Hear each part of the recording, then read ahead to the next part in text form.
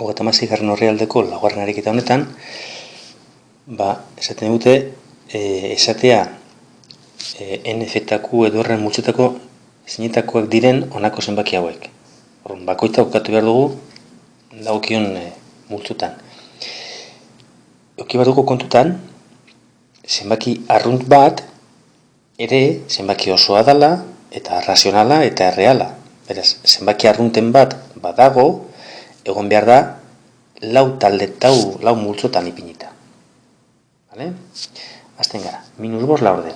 -5 laurden da zenbaki arrazional bat. Beraz, -5 laurden hemen kokatu behar dugu, eta zenbaki reala denez bebai, -5 laurden bebai hemen. Bietan sartzen darako. -3 da osoa. Bai? Beraz, -3 besteetan. Egoa nengo dugu tablatxo bat hemen.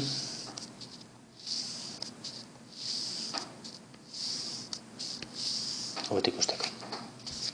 13 arrazionala da. 13, beraz, 13 ere, hemen berai.